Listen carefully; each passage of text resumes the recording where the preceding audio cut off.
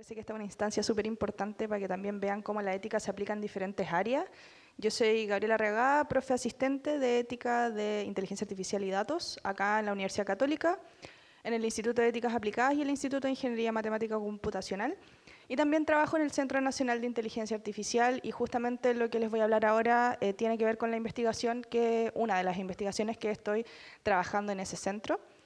Lo primero es hablar de la ética aplicada a la inteligencia artificial, ¿ya? Hay una serie de miedos de la ética como algo restrictivo y es algo que hemos estado estudiando con nuestro grupo de colegas en el CENIA.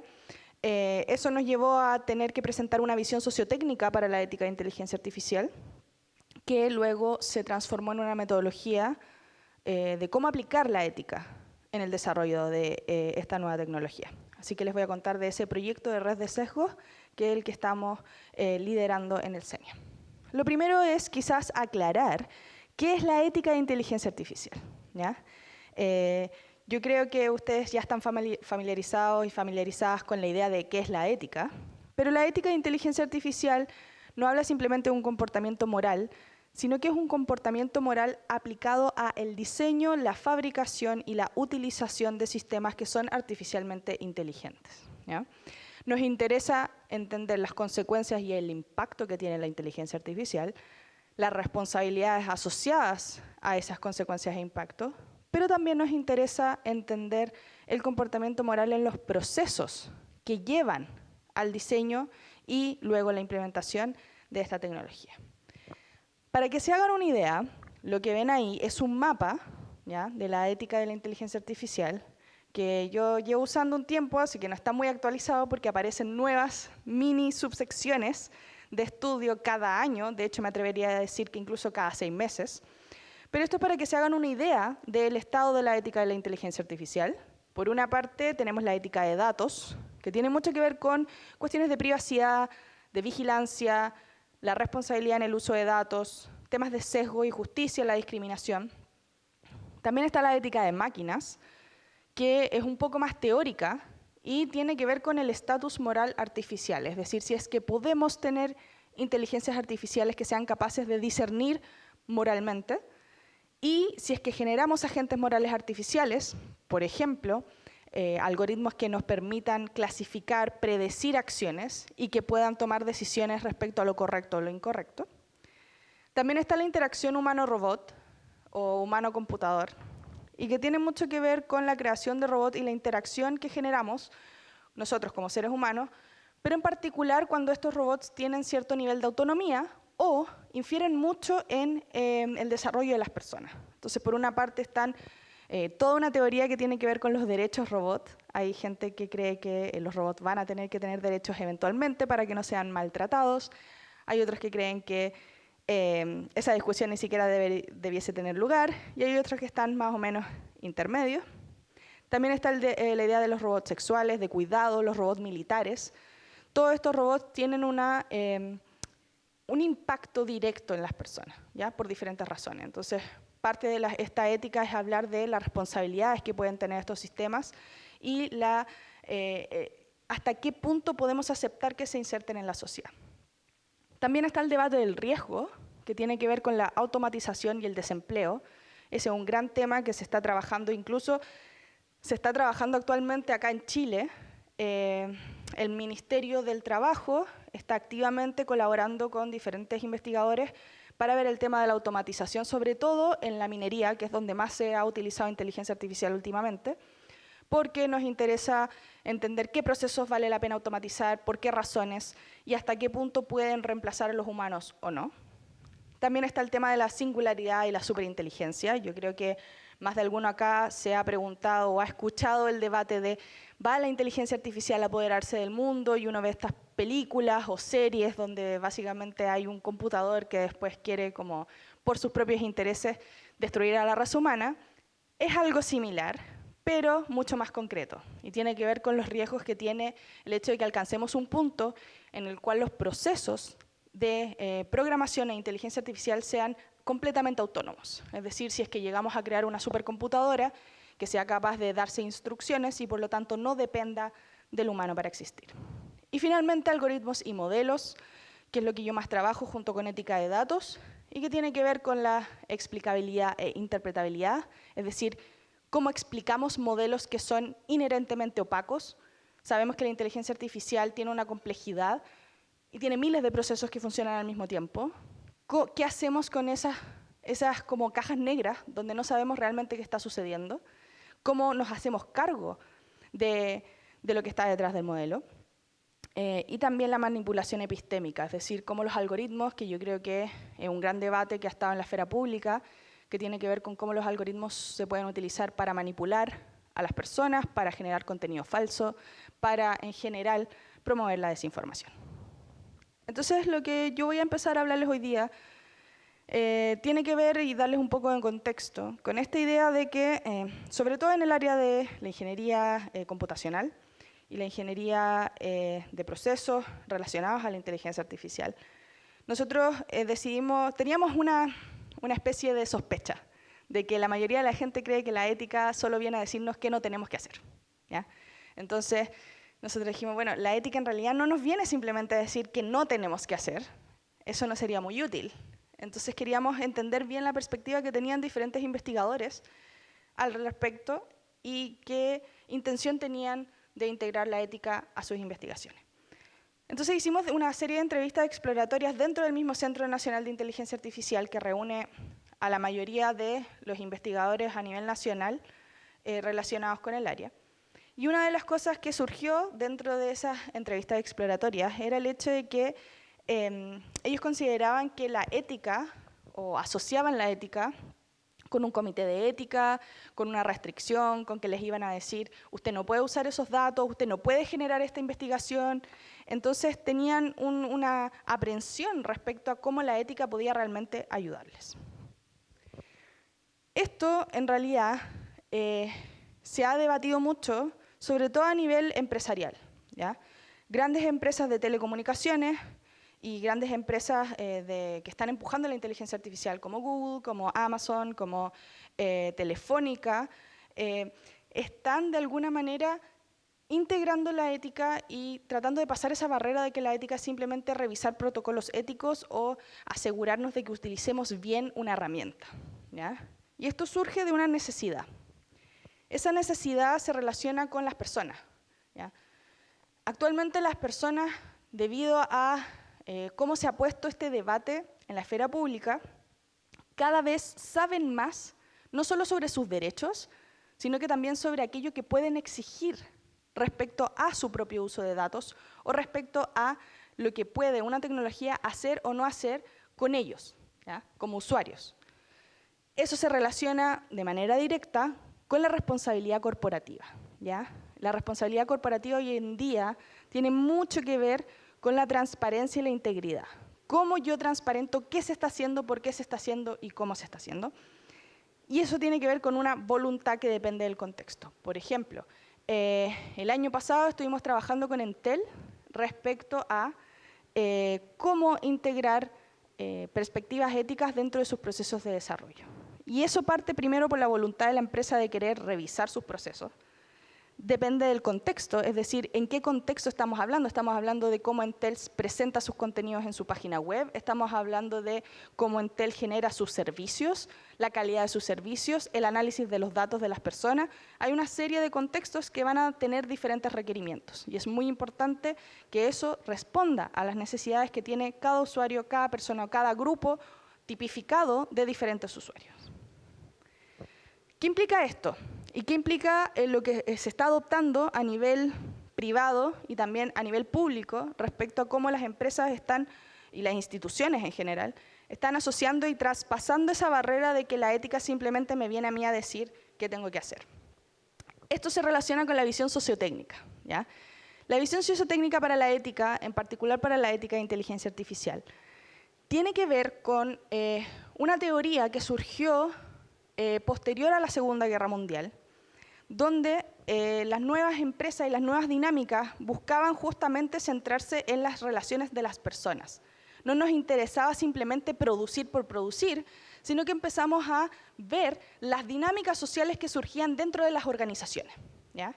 Esa es la teoría sociotécnica que tiene un trasfondo de cómo nosotros podemos mejorar los procesos dentro de una institución o organización cuando ponemos atención a las personas, la infraestructura, la tecnología, la cultura, las metas y los procesos como si fuesen un todo, ¿ya? No se trata simplemente de identificar, bueno, aquí tenemos el proceso, acá tenemos esta persona y lo que yo quiero lograr es conseguir tantas ganancias y ahí yo tengo procesos separados. Esto es un todo, cómo se influencian unas a otras. Y algo similar es lo que hemos estado trabajando respecto a cómo integrar la ética a procesos de desarrollo de inteligencia artificial, ¿ya? La visión sociotécnica hace que consideremos que todo tiene que estar basado en el ser humano, ¿ya? Nos tiene que preocupar las cajas negras, nos tienen que preocupar las violaciones a la privacidad, nos tiene que preocupar el sesgo y la discriminación, la transparencia algorítmica, la privacidad de los mismos modelos algorítmicos y la justicia algorítmica, pero tanto la parte técnica como la parte social, es decir, cómo nos afecta a nosotros, conviven, son un conjunto y se enfrentan de manera conjunta, o debiesen enfrentarse de manera conjunta más bien. Dentro de esto hay un plano que a mí siempre me gusta usar de ejemplo, que es lo que está haciendo actualmente Ericsson, ¿ya?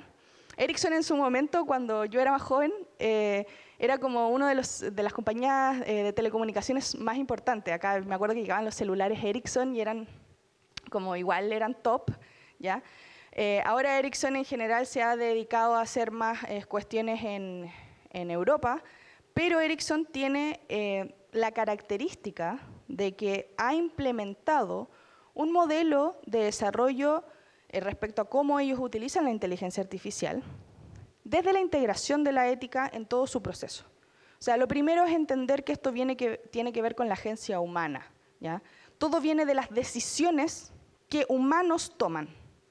No dejamos la responsabilidad en ningún caso en manos de la tecnología, sino que viene de nosotros mismos.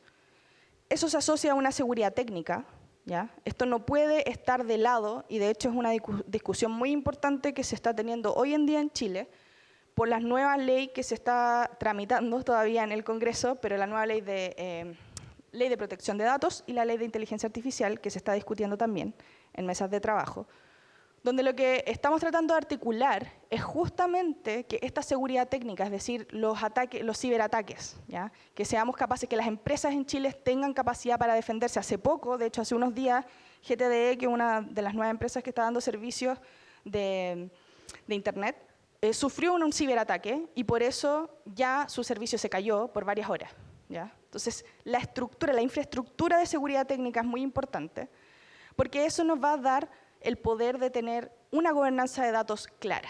Es decir, cómo sabemos proteger los datos de las personas, el servicio que estamos otorgando y, por lo tanto, implementar soluciones quizás automatizadas, pero cuando tenemos una infraestructura que nos permita hacerlo de manera segura.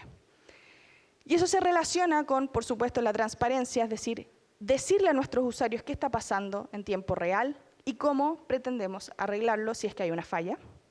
La explicabilidad, la justicia, la representatividad, es decir, que todos los servicios o todos los bienes que pueda entregar una empresa o una tecnología estén asociados a las diferentes necesidades de las personas. La representatividad tiene que ver con que quizás el bien que requiere una persona que trabaja en medio de Cabo de Hornos no sea lo mismo que requiere una persona que trabaja en una oficina en medio de Sanhattan, porque tienen diferentes requerimientos, porque tienen diferentes medidas de accesibilidad. No va a ser lo mismo una persona ciega y sorda a una persona que, no sé, requiere un GPS para hacer localización en agricultura, ¿ya? Todas las decisiones que vamos a tener que tomar son contextuales y se dan desde esa interacción con la necesidad que puede tener la audiencia específica en un tiempo específico. Entonces, para la metodología que nosotros estamos trabajando en el CENIA, asume que la inclusión de la ética es una necesidad, ¿ya? Ni siquiera la cuestionamos. La ética tiene que estar incluida, la ética es parte fundamental del proceso metodológico de desarrollo. No es una revisión ética, no es un protocolo, no es una lista de checklists, es parte de cómo entendemos el problema. Entonces, por ejemplo, no vamos a simplemente definir un criterio de privacidad, Ya no vamos a decir, bueno, nuestra política de privacidad va a estar centrada en estas perspectivas según la ley tanto, o me voy a basar en la GDPR o en el acto europeo, que es lo que muchas instituciones están haciendo acá, sino que para toda acción relacionada a la privacidad, yo voy a analizar críticamente el significado de esa privacidad.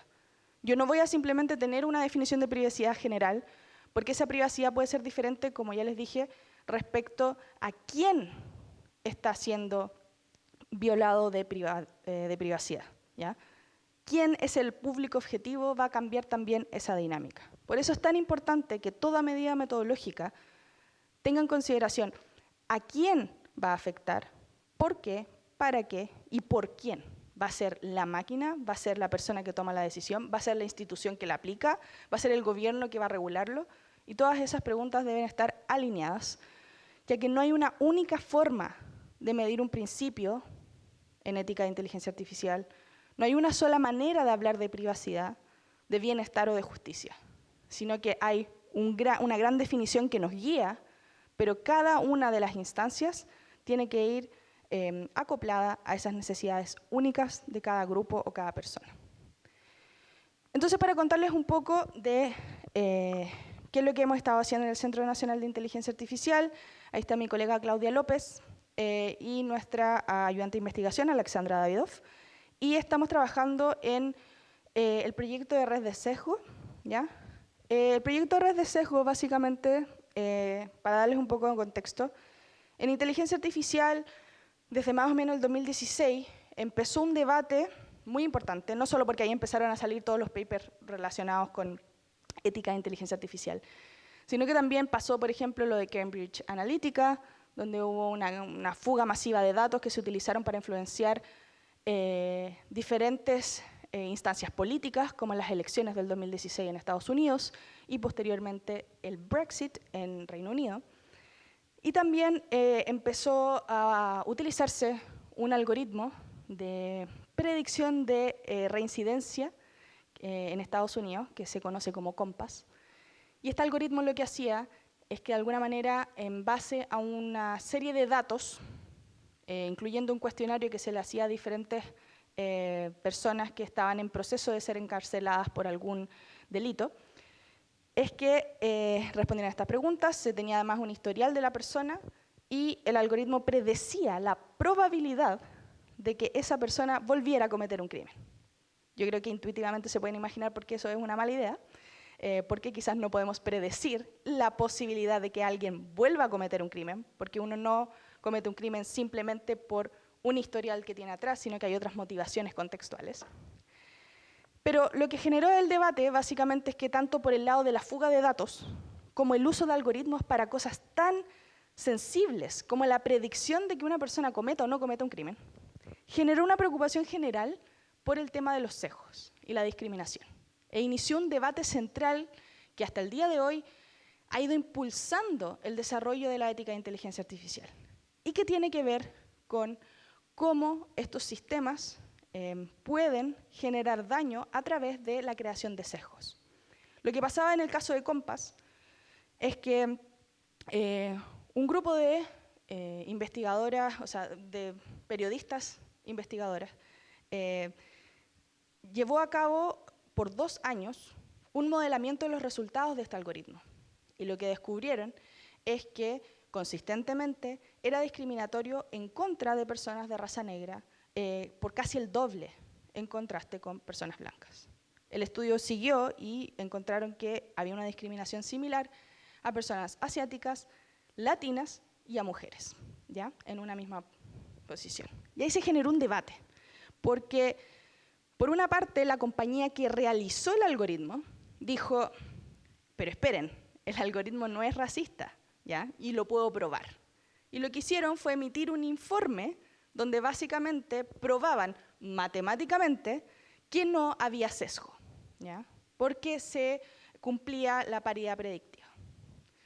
Sin embargo, en la práctica seguía ocurriendo lo mismo, ¿ya? Quizás no había un sesgo técnico, pero se seguía replicando que no funcionaba tan bien para personas de raza negra. En general, eso pasa cuando uno usa datos que están sesgados. Entonces empezaron a generar debates sobre cómo nosotros debiésemos, desde el desarrollo de la inteligencia artificial, entender el sesgo. ¿Lo queremos entender simplemente como un hecho que existe en el mundo? ¿Es un proceso cognitivo? ¿Es algo técnico? ¿Qué es ese sesgo? ¿Ya? Entonces, trabajando bajo esas premisas, empezamos a estudiar cómo los sesgos se tipificaban en inteligencia artificial. Lo que ustedes ven ahí es una pipeline de desarrollo, ¿ya? Es todo el proceso de desarrollo estandarizado de cualquier sistema de inteligencia artificial, que parte desde la formulación de problema, a la izquierda sigue con los procesos de datos, que tiene que ver con recolección y generación de datos, preprocesamiento y etiquetamiento, luego entrenamiento del modelo y su calibración, y luego retroalimentación, implementación e interpretación ya del sistema listo. Lo que empezamos a hacer fue identificar cuáles eran las tendencias en la literatura. ¿Qué era lo que hacía la gente para identificar diferentes sesgos? Primero, entendimos que la mayoría de la gente aislaba los sesgos y decía, bueno, en la formulación de problemas nos encontramos con este sesgo. En el preprocesamiento, los más comunes son estos otros sesgos, ¿ya? Puede ser labeling bias, historical bias, diferentes tipos de sesgos, ¿ya? El tema es que siempre los veían como instancias individuales, ¿ya?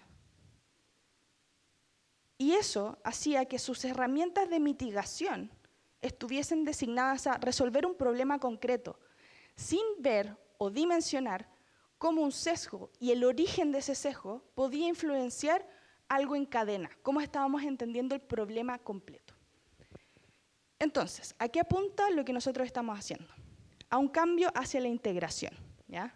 En el último reporte que hizo el Instituto Nacional de Estándares para la Tecnología de Estados Unidos, del Departamento de Comercio de Estados Unidos, salió este monito que ustedes ven acá, donde básicamente dice sesgo sistémico, que tiene que ver con los sesgos históricos o sociales que hay en la sociedad, ¿ya? Estos sesgos que yo creo que todos tenemos de una u otra forma, también se manifiestan estereotipos o prejuicios. Luego está el sesgo humano, que se relaciona con sesgos cognitivos, ¿ya? El hecho de que naturalmente como seres humanos no tenemos una capacidad de cómputo maravillosa y por lo tanto priorizamos ciertas cosas para hacer sentido del mundo, ¿ya? Y esto es inevitable, y a menos que nos volvamos cyborg, es muy probable que no podamos deshacernos de estos sesgos porque los utilizamos día a día, ¿ya? Y por otra parte están los sesgos computacionales o estadísticos, ¿ya? Y esos sesgos tienen que ver con cómo funciona el sistema o el algoritmo en sí mismo. Entonces pueden haber sesgos en la generación de los datos, en cómo interpreta una variable, se pueden amplificar o puede adoptar ciertos sesgos sociales o sistémicos. Entonces, hace sentido empezar a entenderlos como tipos de sesgos que pueden estar influenciándose unos a otros. El hecho de que yo entienda un problema de una manera y esté sesgado a pensar es muy probable que esto pase porque yo ya lo he visto 5, 6, 7 veces, típico que la mamá te dice, no, pero si te vas a resfriar, ¿por qué te sacaste los zapatos?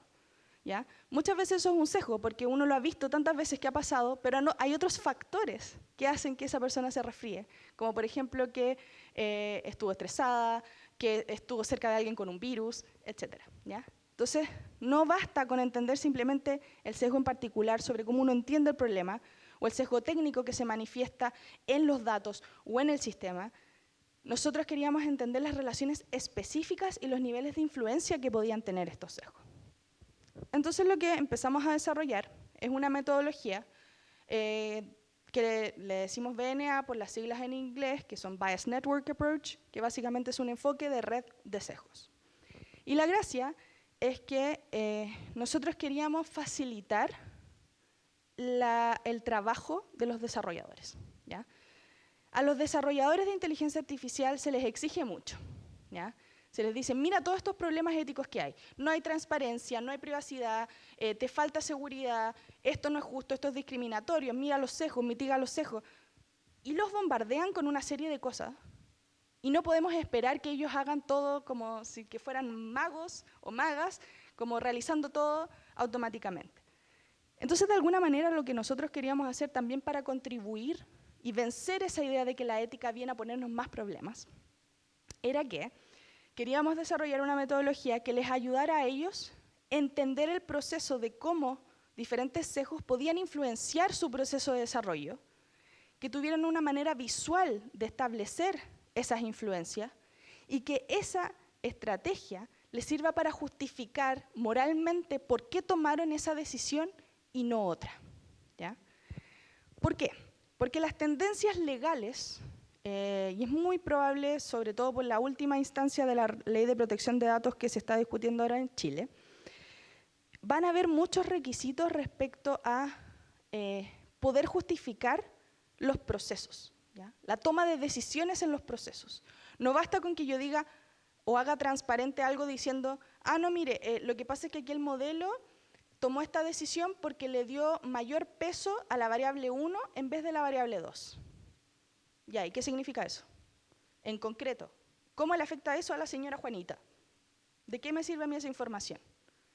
Entonces, cada vez más, no solo a nivel práctico, es decir, a la transparencia de lo que está sucediendo, sino que incluso a nivel académico. Los nuevos requisitos de las grandes conferencias en aprendizaje de máquinas y en inteligencia artificial requieren que haya una sección en los papers que tenga que ver con cómo discutir esto de manera ética, cómo afecta esto a otras personas, cómo va a haber replicabilidad de esto, cómo otra persona puede tomar la propuesta que ese equipo tiene y aplicarla en otro contexto de manera justa, de manera equilibrada. Entonces nosotros queríamos ayudar a colegas y decidimos trabajar con el equipo de Jocelyn Dunstan, querida amiga y colega del DCC de acá de la Universidad Católica. Ellos desarrollaron un modelo de procesamiento del lenguaje natural para trabajar en las listas de espera, ¿ya? Para ser aplicadas en el sistema público de salud en Chile. Y lo que ellos hicieron básicamente es que tomaban las listas de espera que ustedes sabrán, en Chile hay una diversidad de recursos, hay una diversidad de maneras de manejar administrativamente datos de salud. Entonces ellos querían tomar los datos de salud de diferentes hospitales o centros de salud públicos y poder ayudar a sistematizar y dar prioridad en la lista de espera para facilitar estos procesos y hacer que no se pierda tanto tiempo en hacer esto de manera manual, ¿ya? Entonces, lo que hizo el equipo de desarrolladores, que por ley de transparencia pidieron esto a 29 servicios de salud, solo 23 respondieron, porque la letra chica de la ley de transparencia es que si le demora mucho tiempo o significa un impedimento para el desarrollo normal de las labores de ese centro de salud, pueden decir que no, lo cual básicamente significa que uno queda a la voluntad de la persona, pero bueno, esa es la ley de transparencia. Finalmente hubieron 23 servicios de salud que respondieron y se abarcaron años desde el 2008 al 2018 para hacer el entrenamiento de este modelo, ¿ya? Lo que ustedes ven en esa imagen, ¿ya? En el BRAT, es básicamente cómo funciona este modelo de procesamiento del lenguaje natural. Se tiene una serie de diagnósticos que usualmente tienen abreviaciones, ya los diagnósticos los médicos o las enfermeras lo escriben de manera muy apresurada con sus propias cláusulas, etc. Entonces, por ejemplo, ahí dice TTO de 4 meses, es tratamiento de 4 meses, con Dixi 35. Entonces, por ejemplo, el sistema es capaz de reconocer que ahí hay una abreviación de TTO, que Dixi 35 es un medicamento, luego ovarios con 2 quistes es una parte del cuerpo que está asociada a una enfermedad y así, ¿ya? Lo que hace el sistema básicamente es ser capaz de reconocer dentro de una frase a qué se refiere cada uno de esos elementos de esa frase y los categoriza para poder entrenarse y luego ser capaz de identificar diferentes enfermedades, diagnósticos y hacer seguimiento y dar prioridades. ¿Qué es lo que hicimos con este proyecto? Lo que hicimos fue básicamente tener un equipo de red de sesgos, que fuimos quienes implementamos la intervención, y el equipo de la lista de espera, que es el equipo de desarrollo, ¿ya? Quienes desarrollaron este modelo. Y hicimos una serie de entrevistas semiestructuradas, ¿ya? para poder analizar retrospectivamente toda la toma de decisiones asociada a los sesgos que ellos podían reconocer que hubiesen en su desarrollo. Lo que hicimos fue primero codificar los diferentes grupos o temáticas que surgieron de estas entrevistas, ¿ya? En el proceso de codificación hubieron diferentes vínculos, como por ejemplo múltiples tipos de sesgo, vinculación de decisiones, influencias, limitaciones, como por ejemplo surgieron problemas por el hecho de que habían áreas como la ginecología que tenían mayores sesgos que otras, por diferentes razones que les voy a contar. Las diferencias de datos, ¿ya? Los datos estaban mucho mejor tipificados en centros de salud de comunas con más dinero, ¿ya? Porque tenían más dinero para poder tener más limpios los datos, estructurados, tenían una persona que se dedicaba solo a integrar esos datos, mientras que en ciertos centros de salud rurales, que estaban en medio de la nada, que con suerte tenían un computador, incluso tenían datos a mano, ¿ya? Que después traspasaban a un Excel. Entonces la calidad de esos datos es completamente diferente, el mantenimiento de esos datos, y eso generaba brechas también. Entonces el proceso de lo que nosotros hicimos en este primer piloto, solicitamos la información del proyecto al equipo de desarrolladores, revisamos y preparamos los antecedentes, hubo una intervención con estas entrevistas semiestructuradas, luego mapeamos y visualizamos todo el proceso y los posibles sesgos que ellos fueron identificando, luego una reflexión y uso del mapa, y luego vienen las intervenciones posteriores, que son los arreglos que ellos van a hacer al modelo que ya estaba listo. Esto es más o menos un ejemplo de una visualización que ellos hicieron sobre una parte del proceso, ¿ya? La caja gris básicamente habla de una limitación, en este caso la limitación de recursos del equipo, ¿ya? Y cómo eso influía directamente en el tema del sesgo profesional, ¿ya? 1 influye en 2.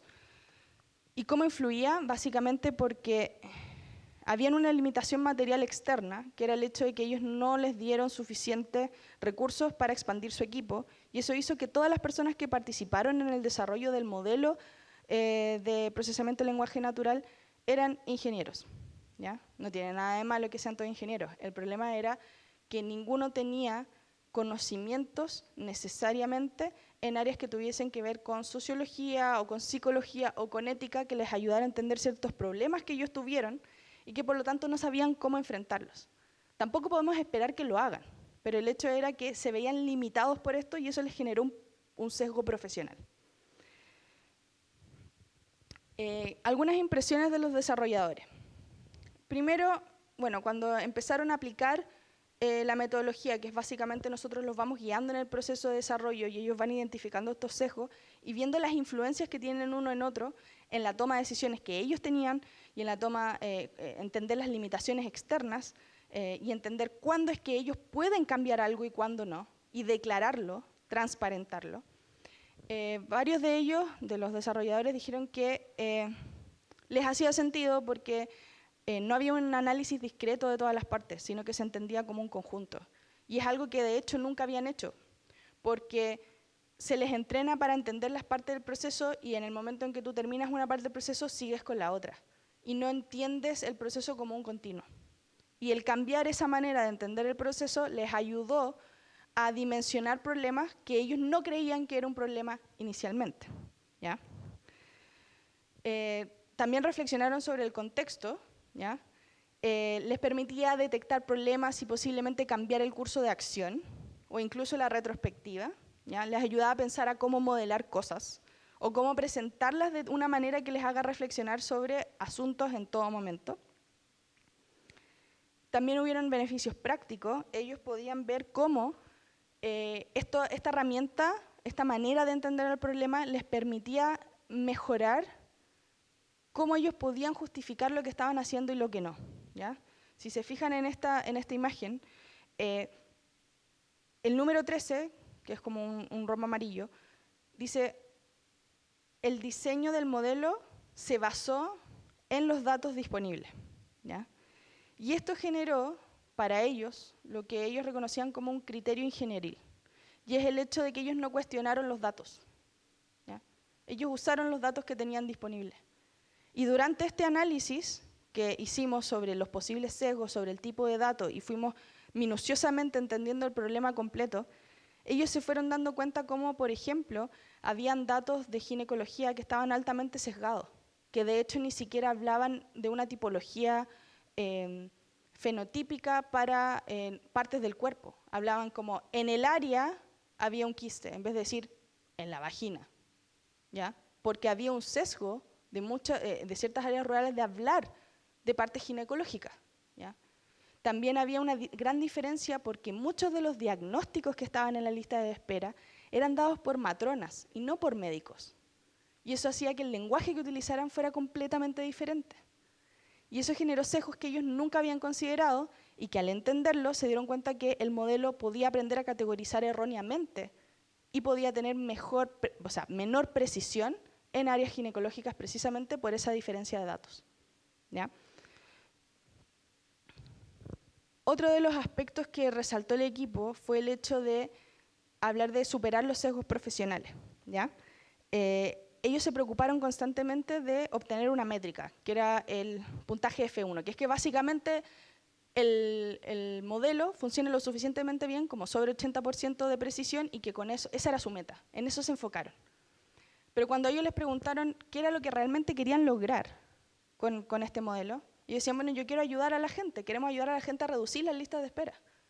Pero habían una serie de mejoras que podían no solo hacer el proceso más eficiente, sino que más justo para esas diferentes personas si entendían el problema no como una métrica, sino como un efecto social, que es justamente preocuparse de cómo estas variables pueden estar reflejando otros sesgos o les pueden generar sesgos a ellos mismos.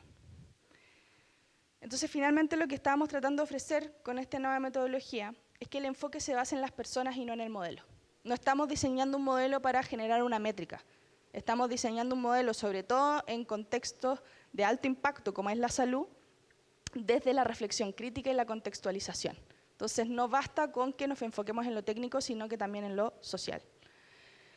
Y que la representación visual, causal y accesible ayuda a entender mejor el problema. No basta con que simplemente identifiquemos que hay un sesgo y utilicemos otra herramienta técnica para reducir su impacto en el modelo.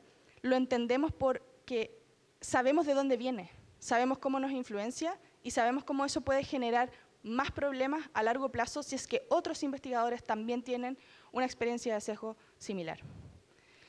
Así que hay dos niveles donde creemos que esto puede seguir ofreciendo beneficios. Uno es los modos paralelos de evaluación, ¿ya? Hay una visualización, un seguimiento y un mapeo, hay una discusión, y esto es todo articulado con directrices y marcos éticos, y es práctico, ¿ya? No basta con llenar una lista, sino que revisamos los procesos, hay discusión. O sea, el nivel de discusión que se alcanzó fue increíble y los desarrolladores están... Yo jamás me habría imaginado que esta variable se veía influenciada por cómo yo decidí que iba a interpretar los datos. Entonces, todas esas reflexiones finalmente no buscan que ellos no desarrollen el modelo, buscan que piensen críticamente sobre cómo preguntas éticas sobre por qué esto sí y por qué esto no, les ayuda a ellos justificar su proceso y mejorar el razonamiento moral a la hora de aplicar la toma de decisiones.